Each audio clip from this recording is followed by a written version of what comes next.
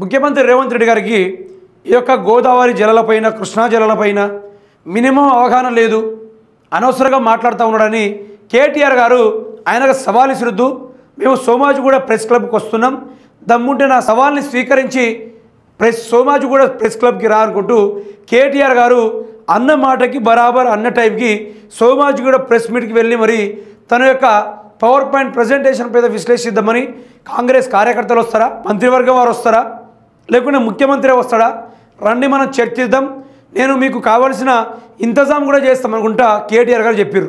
అయితే ఈ మాట అయిన తర్వాత మరుక్షణం ముఖ్యమంత్రి రేవంత్ రెడ్డి గారు భయంతో ఢిల్లీ ఉరికిండు. ఎందుకు ఉరికిండో, దేనికోసం ఉరికిండో, ఏ స్వల్ప లాభాల కోసం పోతుండో ఎవరికి తెలియదు.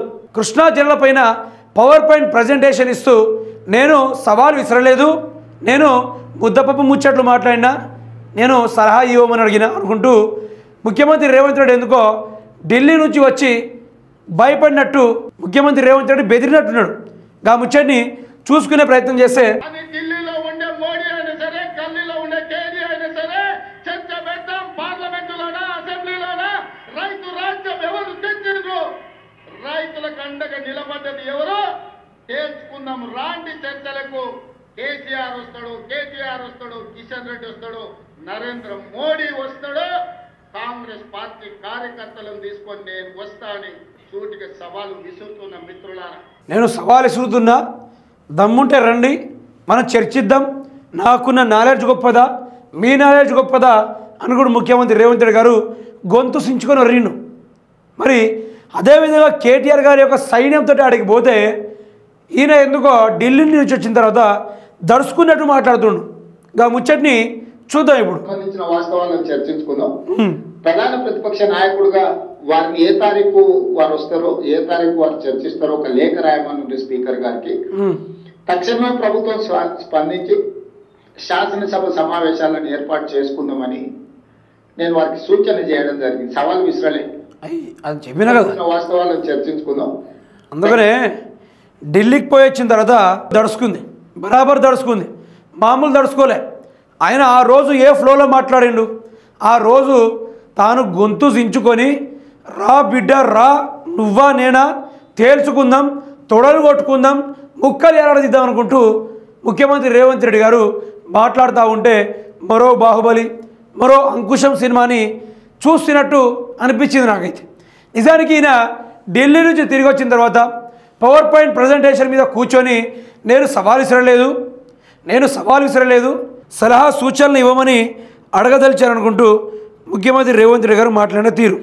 అదేవిధంగా ఈయన ఏమన్నాడంటే నేను ఛాలెంజ్ ఇసరలే, జస్ట్ సూచన చేయమన్నా అంతే. ఇంకా వారంలోనే మాట మార్చేశారు సీఎం రేవంత్.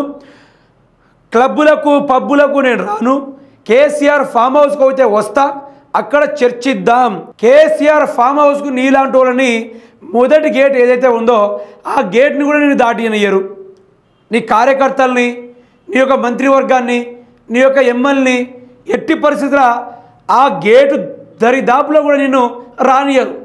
ఇది నువ్వు కొంచెం యాద్ చేసుకోవాలా, తెలుసుకోవాలా. నేను వస్తా, మా మంత్రులు కూడా వస్తారు, అంతేకాని చికాకు తెప్పించొద్దు, నేను మంచోడిని కాదు.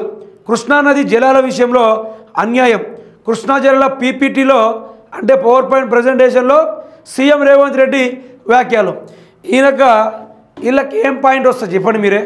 పవర్ పాయింట్ ప్రజెంటేషన్ అట, వీళ్ళకి ఆ పాయింట్ కూడా ఉందా? ఆ పాయింట్ కూడా ఉందా వీళ్ళకి? పవర్ పాయింట్ ప్రజెంటేషన్ అంటే ఏంటో తెలియదు. విచిత్రమైన మనుషులు తెలంగాణలోనే మోహరిస్తూ ఉన్నారు.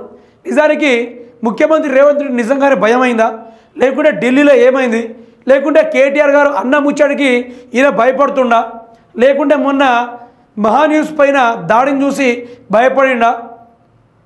చూశారా, బీఆర్ఎస్ పార్టీ అంటే ఒక సీఎం హోదాలో ఉన్న మనిషి కూడా బెదురుతూ ఉన్నాడు. ఢిల్లీలతోటి, గల్లీలతోటి, పక్క రాష్ట్రాలతోటి అందరితోటి పొత్తు కలుపుకున్నా కూడా జస్ట్ బీఆర్ఎస్ పార్టీతోటి భయపడుతున్నారంటే వీళ్ళు ఎంతగానో భయపెట్టించుంటారో ఒక్కసారి అర్థం చేసుకోండి.